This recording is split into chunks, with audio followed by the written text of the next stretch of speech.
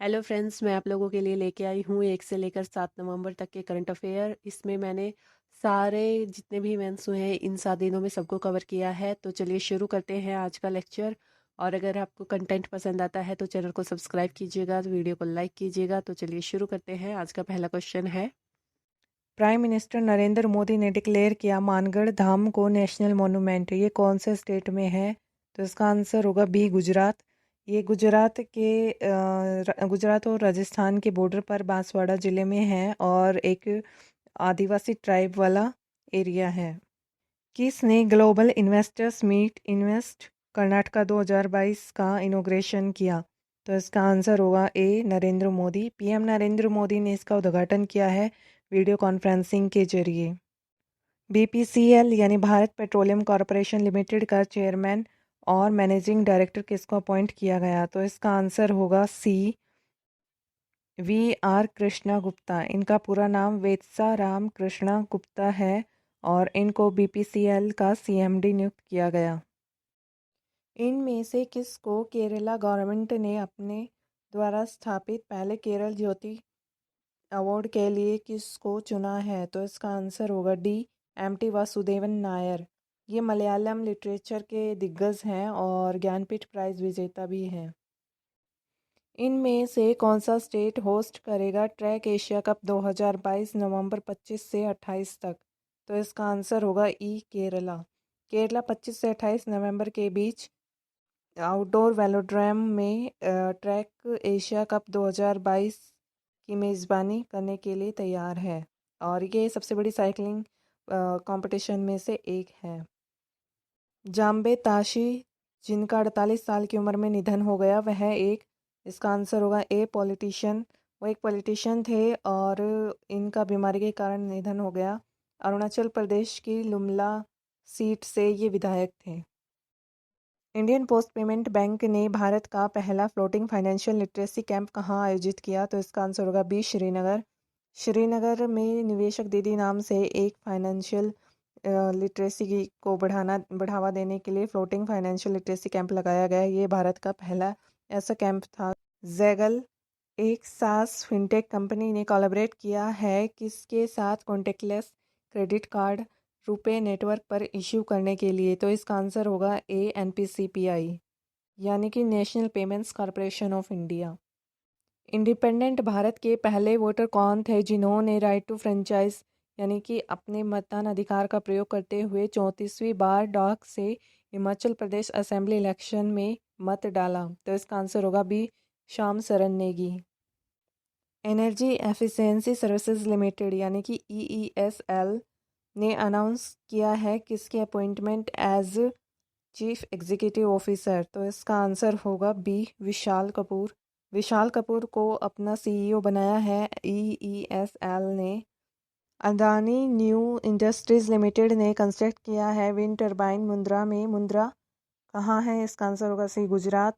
तो Adani new industries ने गुजरात में मुंद्रा में अपना विंड टर्बाइन लगाया है जो स्टैचू ऑफ यूनिटी से लंबा है और इसमें ब्लेड है जो जंबो जेट के जो ब्लेड्स होते हैं उनसे भी लंबे हैं। इनमें से किसने फॉर्म पर कब्जा कर मौजूदा आईसीसी T20 वर्ल्ड कप में 50 स्कोर कर रहे हैं? तो इसका आंसर होगा बी, विराट कोहली। इनमें से किसने ओपन मेंस का टाइटल जीता है एशियन कॉन्टिनेंटल चेस चैंपियनशिप 2022 में? तो इसका आंसर होगा ए, आर प्रज्ञानानंद और ये दिल्ली में हुए हैं। Ongoing vigilant storm air drill US और साउथ कोरिया के बीच में चल रही एक एक्सरसाइज है।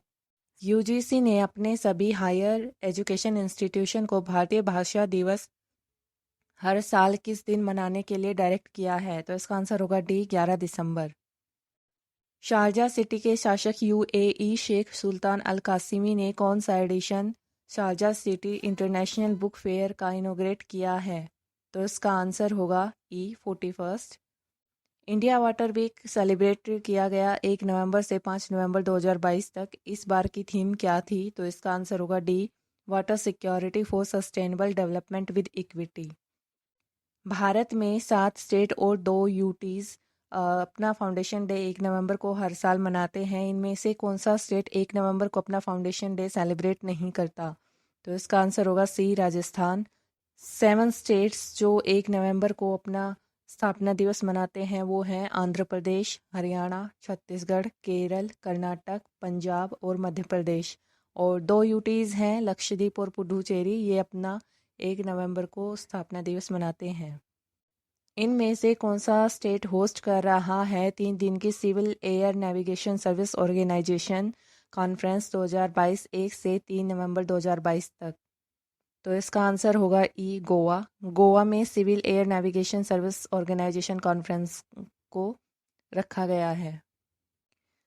इनमें से किसने साइन किया है एक master risk participation agreement support करने के लिए ट्रेड ट्रांजैक्शंस को फर्स्ट रैंड बैंक यानी एफआरबी के साथ इंडिया अफ्रीका की ट्रेड को बूस्ट करने के लिए? तो इसका आंसर होगा D, Exim bank of India. Bharat ने किसका समर्थन करने के लिए संगठन द्वारा चलाए जा रहे स्कूलों, हेल्थ सेंटर्स और अदर बेसिक सर्विसेज की फुलफिलमेंट के लिए 5 मिलियन यूएसडी एनुअल सहायता देने का यूएनआरडब्ल्यूए को वादा किया है?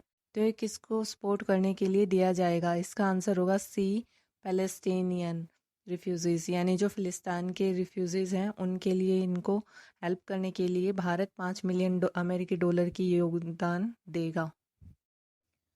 फॉल्कन हैवी वर्ल्ड की most powerful active rocket launch किया गया है कौन सी स्पेस टेक्नोलॉजी कंपनी द्वारा? तो इसका आंसर होगा D, space x. Space x का फॉल्कन हैवी दुनिया का सबसे शक्तिशाली एक्टिव रॉकेट है और इसको 1 नवंबर 2022 को फ्लोरिडा के कैप केनावेरल में किया गया था लॉन्च। और एलन मस्क की कंपनी है ये स्पेस एक्स। इनमें से कौन सी इंश्योरेंस कंपनी ने लॉन्च किया है अपनी तरह का पहला satellite index based farm yield insurance policy? तो इसका आंसर होगा B, HDFC Ergo. HDFC Ergo ने किसानों के लिए ये बीमा पॉलिसी शुरू करने की घोषणा की है।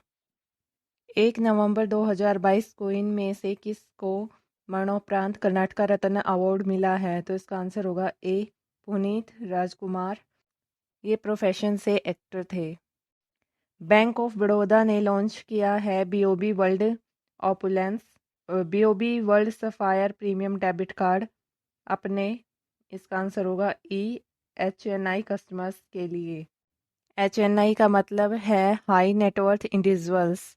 और 2 डेबिट कार्ड वेरिएंट हैं, ये सबसे शक्तिशाली रिवॉर्ड के साथ आते हैं जो एचएनआई ग्राहक्स के लिए डिज़ाइन किए गए हैं। ग्रॉस जीएसटी रिवेन्यू कलेक्ट हुआ है अक्टूबर 2022 में 1,51,718 करोड़ का। तो कौन सा हाईएस्ट मंथली कलेक्शन रहा है अब तक? तो इसका आंसर होगा बी, सेकंड। ये अप्रैल 2022 में सबसे ज़्यादा कलेक्शन हुआ था, उसके बाद ये अक्टूबर 2022 में दूसरा सबसे ज़्यादा कलेक्शन हुआ है। कॉलिंस डिक्शनरी का वर्ड ऑफ द ईयर किस वर्ड को चुना गया है? तो इसका आंसर होगा ए, परमा क्राइसिस, जिसका मतलब होता है N extended period of instability and insecurity. 1 नवंबर को द्रास के पास जोजिला वॉर मेमोरियल में जोजिला डे मनाया गया। जोजिला डे मनाया जाता है 1948 में ऑपरेशन बाइसन के लिए। उसमें जो इंडियन ट्रूप्स थे उन्होंने जो गैलेंट एक्शन दिखाया उसका जश्न मनाने के लिए। और ये लद्दाख के एंट्री गेट पर जोजिले दर्रे की बर्फीली ऊंचाइयों पर शुरू किया गया था। कि स्टेट गवर्नमेंट ने डिसाइड किया है एक कमेटी सेटअप करने के लिए जो इम्प्लीमेंट करेगी यूनिफॉर्म सिविल कोड को? तो इसका आंसर होगा ए, गुजरात। गुजरात ने विधानसभा चुनाव से पहले ये योजना बनाई है कि एक कमेटी को सेटअप किया जाएगा जिसमें यूनिफॉर्म सिविल कोड को लागू करने के लिए मीन्स ये कमेटी बैठाई जा रही है। Ministry of electronics and IT ने अप्रूव किया है एक greenfield electronics manufacturing cluster setup करने के लिए रंजनगांव में। तो रंजनगांव कौन से स्टेट में है? इसका आंसर होगा बी, महाराष्ट्र। महाराष्ट्र के रंजनगांव में एक ग्रीनफील्ड ईएमसी यानी कि इलेक्ट्रॉनिक्स मैन्युफैक्चरिंग क्लस्टर सेटअप किया जाएगा। किसने KYC registration agency KRA launch की है जो मेंटेन करेगी केवाईसी रिकॉर्ड इन्वेस्टर्स का इलेक्ट्रॉनिक्स फॉर्म में? तो इसका आंसर होगा ए, BSE technologies. BSc technologies BSc की ही एक हेल्पिंग कंपनी है। मैक्सिकन फार्मूला 1 ग्रैंड प्रिक्स 2022 किसने जीता? तो इसका आंसर होगा सी, मैक्स वर्स्टैपन। ये रेड बुल के ड्राइवर हैं और मैक्स वर्स्टैपन ने मैक्सिकन ग्रैंड प्रिक्स 2022 में सीजन की अपनी रिकॉर्ड सेटिंग 14वीं जीत का दावा करने के लिए पहले स्थान पर समाप्त किया। International day to end impunity for crimes against journalist हर साल कब मनाया जाता है? तो इसका आंसर होगा बी, 2 नवंबर। 2 नवंबर 2013 से पत्रकारों के खिलाफ अपराधों के लिए अंतर्राष्ट्रीय दिवस के रूप में इसको मनाया जाने लगा। किस कंट्री ने US senator Edward M Kennedy को मरणोपरांत फ्रेंड्स ऑफ लिबरेशन वॉर से सम्मानित किया? तो इसका आंसर होगा ई, बांग्लादेश। बांग्लादेश की प्रधानमंत्री शेख हसीना ने बांग्लादेश के फ्रीडम में उनके योगदान के लिए इनको मरणोपरांत फ्रेंड्स ऑफ लिबरेशन वॉर से सम्मानित किया। विजिलेंस अवेयरनेस वीक ऑब्जर्व किया गया 31 अक्टूबर से 6 नवंबर 2022 तक। इस बार की विजिलेंस अवेयरनेस वीक की थीम क्या है? तो इसका आंसर होगा C, corruption free India for a developed nation. A fish museum पहला अपनी ही तरह का नॉर्थ ईस्ट में जल्द ही बनाया जाएगा। इसका आंसर होगा ए, अरुणाचल प्रदेश में। International open access week world wide awareness create करने के लिए सेलिब्रेट किया गया। ये सेलिब्रेट किया जाता है globally last full week of October. कौन सी वेस्ट अफ्रीकन कंट्री मानती है rotating monthly presidency United Nation Security Council की? तो इसका आंसर होगा बी, घाना। कौन सी स्टील कंपनी को मिला है रिस्पॉन्सिबल स्टील सर्टिफिकेशन अपनी 3 प्रोडक्शन फैसिलिटीज़ के लिए? तो इसका आंसर होगा D, Tata steel. Tata steel को जमशेदपुर झारखंड में अपनी 3 प्रोडक्शन फैसिलिटीज़ के लिए ये प्रमाण पत्र मिला। न्यूक्लियराइजेशन ऑफ एशिया बुक के ऑथर कौन है? तो इसका आंसर होगा बी, रेने नाबा। आरबीआई ने 1 नवंबर से गवर्नमेंट सिक्योरिटीज़ में सेकेंडरी ट्रेड के लिए होलसेल मार्केट में सेंट्रल बैंक डिजिटल करेंसी यानी सीबीडीसी का उपयोग करने के लिए अपनी पहली पायलट योजना की घोषणा की है। यूपीआई ट्रांजैक्शंस ग्रोथ 7.7% से बढ़कर 730 करोड़ हो गई है अक्टूबर 2022 में। नेशनल ट्राइबल डांस फेस्टिवल 2022 कौन से स्टेट में शुरू हुआ? तो इसका आंसर होगा बी, छत्तीसगढ़। छत्तीसगढ़ के सीएम भूपेश बघेल ने इसका उद्घाटन किया। पहला एशियन इंडिया स्टार्टअप फेस्टिवल कहाँ इनॉग्रेट किया गया है 30वीं एनिवर्सरी एशियन और इंडिया रिलेशनशिप की मार्क करने के लिए? तो इसका आंसर होगा सी, इंडोनेशिया। राजेश रंजन को अपॉइंट किया गया है अगला एम्बेसडर ऑफ इंडिया किस देश के लिए? तो इसका आंसर होगा डी, आइवरी कोस्ट। कौन सी कंट्री ने जीता है FIFA under 17 women's world cup 2022? तो इसका आंसर होगा ए, स्पेन। स्पेन ने कोलंबिया को हराकर डीवाई पाटिल स्टेडियम मुंबई में ये चैंपियनशिप जीती है, मीन्स ये वर्ल्ड कप जीता है। किन्होंने जीता है men's doubles final French open badminton 2022 का जो पेरिस में हुआ? तो इसका आंसर होगा सी, नील पावन बरुआ, जिनका हाल ही में निधन हो गया 84 साल की उम्र में। वो क्या थे? तो इसका आंसर होगा डी, आर्टिस्ट। वो पेंटर थे और 84 साल की उम्र में उनका आसाम गुवाहाटी में निधन हो गया, वहीं से वो बिलोंग करते थे। लूला डा सिल्वा ने किन प्रेसिडेंट को हराया है कौन से देश का प्राइम मिनिस्टर बनने के लिए? तो इसका आंसर होगा ए, ब्राज़ील। किस स्टेट ने जीता है स्कोच अवार्ड 2022 वीमेंस और चाइल्ड डेवलपमेंट कैटेगरी में लक्ष्मीर भंडार स्कीम के लिए? तो इसका आंसर होगा बी, वेस्ट बंगाल। अक्टूबर 2022 में यूएनएचसीआर की रिपोर्ट के अनुसार कौन से देश में सबसे ज़्यादा रिफ्यूजी पॉपुलेशन है? तो इसका आंसर होगा ई, टर्की। टर्की में 3.7 मिलियन के साथ सबसे ज़्यादा रिफ्यूजी पॉपुलेशन है। According to WHO global TB report 2022 के अनुसार भारत में कितने टीबी केसेस को नोटिफाई किया गया है 2021 में? तो इसका आंसर होगा बी, 21.4 लाख। और ये 22 करोड़ लोगों की स्क्रीनिंग की गई थी, उसमें ये आंकड़ा सामने आया। वर्ल्ड वीगन डे हर साल मनाया जाता है 1 नवंबर को और वीगन लाइफस्टाइल को एनकरेज करने के लिए और अवेयरनेस फैलाने के लिए वेगनिज़्म के बारे में लोगों को, तो ये दिन मनाया जाता है। कर्नाटका गवर्नमेंट द्वारा राज्योत्सव अवार्ड इनमें से किसने जीता? तो इसका आंसर होगा बी के सिवान। ये इसरो के फॉर्मर चेयरमैन हैं और 67 पर्सनालिटीज़ को इसमें ऐड किया गया था।